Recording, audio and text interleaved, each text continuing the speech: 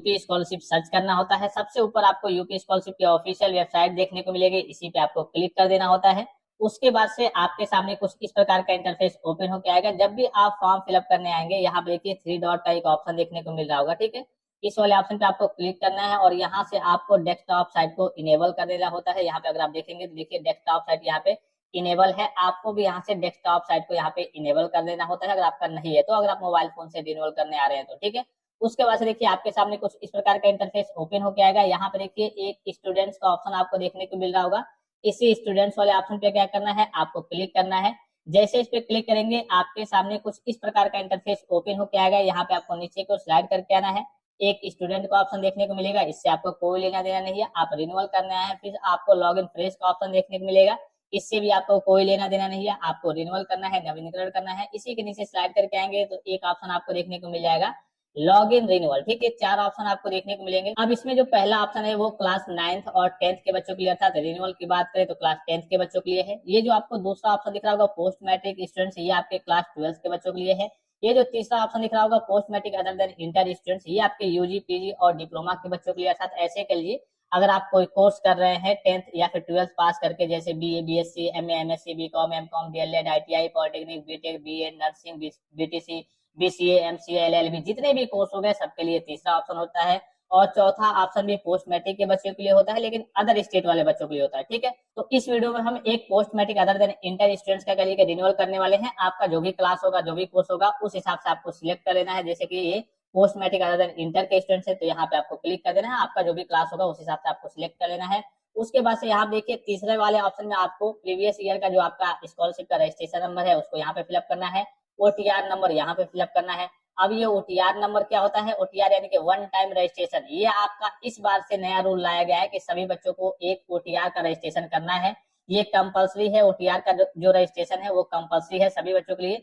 इसके बिना आपका फॉर्म लॉगिन ही नहीं हो पाएगा, ठीक है। अब ओटीआर का रजिस्ट्रेशन कैसे करना है, ये बेसिक से आपका ई केवाईसी है, जिसमें आपके आधार का ऑथेंटिकेशन होगा, आपके मोबाइल नंबर का वेरिफिकेशन वगैरह होगा। उसके बाद से जब भी आप फॉर्म फिलअप करने आएंगे तो जो बेसिक से डिटेल्स वगैरह है ऑटोमेटिकली फेच कर लिए जाएंगे। ओटीआर की वीडियो का लिंक मैं आपको इसी वीडियो के डिस्क्रिप्शन बॉक्स में सबसे ऊपर दे रहा हूँ, उसको आप देख लेंगे। ओटीआर का सिंपल सा प्रोसेस है, ओटीआर कर लेंगे, उसके बाद से एक आपको ओटीआर नंबर देखने को मिलेगा, उसको आपको यहाँ पे फिलअप करना होता है, ठीक है। अगर आप वीडियो के डिस्क्रिप्शन बॉक्स में नहीं जा पा रहे हैं तो आप डायरेक्टली यूट्यूब पे सर्च कीजिए कि यूपी स्कॉलरशिप ओटीआर रजिस्ट्रेशन कैसे करें, बाय फैक्ट टेक्सा चैनल का नाम आपको आगे लगा देना है बाय करके। वो फ्रेश और लाइव वीडियो आपको देखने को मिल जाएगा, उसको देख करके आपको ओटीआर का रजिस्ट्रेशन करना है, ओटीआर का नंबर मिल जाएगा, उसको आकर के यहाँ पे आपको फिलअप कर देना है। उसके बाद से आपको पासवर्ड फिलअप करना है और कैप्चा कोड फिलअप करके सबमिट वाले ऑप्शन पे क्लिक करना है। मान लीजिए कि आपने ओटीआर का रजिस्ट्रेशन पहले किया हुआ था, भूल गए हैं, तो यहाँ पे क्लिक करके आप नया वही जो ओटीआर का रजिस्ट्रेशन नंबर है उसको प्राप्त कर सकते हैं। अगर आपको पासवर्ड पता नहीं है, पासवर्ड भूल गए हैं, तो यहाँ पे क्लिक करके आप पासवर्ड नया पासवर्ड प्राप्त कर सकते हैं। कभी कभी वेबसाइट में प्रॉब्लम रहती है, समस्या रहती है, तो यहाँ पे पासवर्ड अगर आपको नहीं मिलता है तो कुछ दिन बाद आप ट्राई करेंगे तो आपको सारी चीजें देखने को मिल जाएगी, ठीक है। ये जो कैप्चा दिख रहा है इसको आपको यहाँ पे फिलअप करना होता है और लास्ट में सबमिट के ऑप्शन पे क्लिक करना होता है। चलिए सारी चीजों को फिलअप करके फिर मैं आगे की ओर प्रोसीड करके आपको दिखाता हूँ। अब देखिए फाइनली सारी चीजों को फिलअप किया जा चुका है, यहाँ पे सबमिट वाले ऑप्शन पे क्लिक करना है। जैसे ही सबमिट वाले ऑप्शन पे क्लिक करेंगे, अगर आपने सही तरीके से डिटेल्स वगैरह को फिलअप किया होगा तो आपका फॉर्म यहाँ पे लॉगिन हो जाएगा। आपका फॉर्म लॉगिन हो गया है, यहाँ पे आपको दिख रहा होगा, अगर आप देखेंगे तो 2025-26 का फॉर्म है और रिन्यूअल अर्थात नवीनीकरण का फॉर्म है, यानी कि इस बार का फॉर्म है। फिर उसके बाद से अब आपको करना क्या है, जैसे आप लॉग इन करेंगे ये सारे स्टेप्स आपके ग्रीन होंगे, क्या होंगे, सारे स्टेप्स आपके क्या होंगे, ग्रीन होंगे। बहुत सारे बच्चों में ये जो लास्ट वाला ऑप्शन है स्टेप 7, ये आपका ग्रीन नहीं आ रहा है, बहुत सारे बच्चों में आ रहा है, बहुत सारे बच्चों में नहीं आ रहा है। अब आपको करना क्या है, यहाँ पे 3 पैरेलल लाइन दिख रही होंगी, इस पे आपको क्लिक करना है।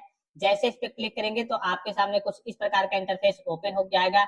सबसे पहले रजिस्ट्रेशन करें, फिर प्रमाणीकरण हेतु आधार नंबर डाले, फिर मोबाइल नंबर सत्यापन हेतु, फिर आपका आय एवं जाति प्रमाणीकरण हेतु। यहाँ पे देखिए बच्चों के सामने क्या समस्या आ रही है कि जिन बच्चों का पहले ही जैसे मान लीजिए फर्स्ट ईयर में उन्होंने फॉर्म को फिलअप किया हुआ था, अब रिन्यूअल करने वाले हैं, तो उनका जो इनकम सर्टिफिकेट है वो एक्सपायर हो गया है। अब एक्सपायर के केस में आपको क्या करना है, तो आपको कुछ नहीं करना है, उसी इनकम सर्टिफिकेट के बेस पे आपका पैसा चला आता है जब तक आप उस कोर्स में पढ़ाई करते रहते हैं।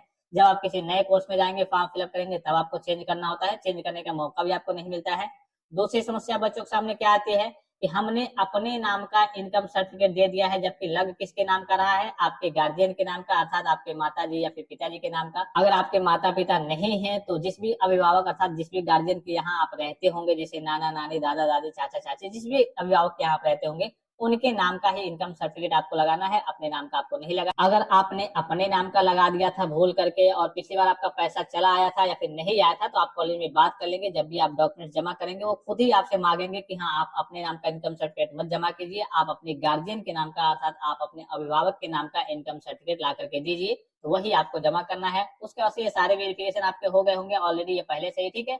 एक ऑप्शन जो था सब जिसमें आपके फॉर्म वगैरह फिलअप होते थे, नवीनीकरण आवेदन पत्र को संशोधित करें, जिसमें आपकी कुछ गलती वगैरह हो जाती थी, गत वर्ष के प्राप्तांक, पूर्णांक, आपका कहिए कि जो परसेंटेज वगैरह होता है, सारे डिटेल्स वगैरह, एडमिशन की डेट वगैरह, फीस वगैरह, यहाँ से ही सारे काम वगैरह होते थे, यहाँ से ही सारी चीजें फिलअप होती थी।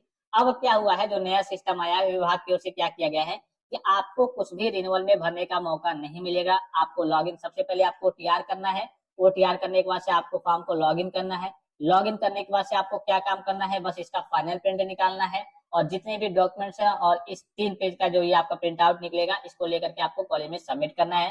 तो अब आपको क्या करना होगा, यहाँ पे इसी में आप सबसे नीचे की ओर अगर आप स्लाइड करके आएंगे तो एक ऑप्शन आपको देखने को मिल जाएगा, देखिए संस्था हेतु आवेदन प्रिंट करें, ठीक है। इसी वाले ऑप्शन पे आपको क्या करना होता है, क्लिक करना होता है। जैसे इस पे क्लिक करेंगे तो आपका जो फाइनल प्रिंट है वो देखने को मिल जाएगा, ठीक है। अब देखिए यहाँ पे कुछ बच्चों के सामने समस्या आ रही है इस प्रकार से कि course not logged verified by your institution, please try again. इसका मतलब क्या है, बहुत सारे वेरिफिकेशन के काम वगैरह होते हैं जो आपके कॉलेज के द्वारा किए जाते हैं, तो अभी वहां से कुछ अप्रूवल, कुछ वेरिफिकेशन के काम वगैरह नहीं हुए हैं, जिसकी वजह से आपने तो रिन्यूअल कर दिया है लेकिन आपका फाइनल प्रिंट नहीं निकल रहा है। तो इसको लेकर के आपको घबराने की जरूरत नहीं है, कुछ दिन आप वेट कर लीजिए। जैसे ही कॉलेज के द्वारा अप्रूवल होगा, वो कॉलेज से आपको नोटिस भी जारी कर देंगे, जिस भी यूनिवर्सिटी कॉलेज के आप स्टूडेंट्स होंगे वहां से नोटिस जारी हो जाएगा कि हाँ आपका अप्रूवल हो गया है, वेरिफिकेशन हो गया है, अब सभी बच्चे अपना फाइनल प्रिंट वगैरह निकाल लीजिए। ये समस्या देखने को मिल रही है जब भी आप फाइनल प्रिंट निकालने आ रहे होंगे, बहुत सारे बच्चों का निकल रहा है, बहुत सारे कॉलेज वाले बच्चों का निकल रहा है, बहुत सारे कोर्स वाले क्लास वाले बच्चों का निकल रहा है, बहुत सारे बच्चों का नहीं निकल रहा है। क्यों नहीं निकल रहा है, क्योंकि उनका जो है वो कॉलेज से अप्रूवल और वेरिफिकेशन का काम अभी भी लटका हुआ है, अभी भी कंप्लीट नहीं हुआ है, जिसकी वजह से उनका फाइनल प्रिंट नहीं निकल रहा है। फॉर्म आपका सबमिट हो गया है। फॉर्म में सीधे तरीके से कहें तो फॉर्म में कुछ करना ही नहीं है, बस आप ओटीआर का रजिस्ट्रेशन कीजिए, फॉर्म को लॉग इन कीजिए और संस्था हेतु आवेदन प्रिंट कीजिए। प्रिंट को लेकर के, डॉक्यूमेंट्स को लेकर के आपको कॉलेज में बस लास्ट डेट से पहले सबमिट करना होता है। तो अगर आपका फाइनल प्रिंट नहीं निकल रहा है, इस प्रकार से समस्या अगर आपको देखने को मिल रही है, तो आपको घबराने की जरूरत नहीं है, कुछ दिन आप वेट कर लीजिए। जैसे ही कॉलेज आपका अप्रूवल हो जाएगा, उसके बाद से आपका फाइनल प्रिंट निकलना स्टार्ट हो जाएगा। जैसे ही फाइनल प्रिंट निकलता है, 3 पेज का ये आपका फाइनल प्रिंट निकलेगा और आपके जितने भी इसी में नीचे तीसरे पेज में आपके सभी डॉक्यूमेंट्स लिखे होंगे कि आपको क्या क्या चीजें जमा करनी है, उसको लेकर के आपको लास्ट डेट से पहले कॉलेज में सबमिट करना होता है। जैसे आप कॉलेज में सबमिट करेंगे, सारे डिटेल्स वगैरह सारी चीजें आपके कॉलेज के द्वारा फिलअप की जाएंगी, कॉलेज के द्वारा वेरीफाई की जाएंगी। उसके बाद से वेरिफिकेशन करके कॉलेज लेवल से आपका फॉर्म डीडब्ल्यू लेवल पे यानी कि समाज कल्याण ऑफिस को फॉरवर्ड किया जाएगा और वहां से फिर से आपका वेरिफिकेशन वगैरह चलेगा। तो इस बार के रिन्यूअल का प्रोसेस आपका यही है कि आपको कुछ करना ही नहीं है, सिंपल सा प्रोसेस है, इजी सा प्रोसेस है, मैंने आपको बता दिया। और किसी प्रकार का संदेह हो, कोई भी जानकारी चाहिए तो आप कमेंट बॉक्स में कमेंट करके पूछ सकते हैं। फिलहाल इस वीडियो में इतना ही, इजाजत दीजिए, धन्यवाद, थैंक्स फॉर वॉचिंग, मिलते हैं नेक्स्ट वीडियो में।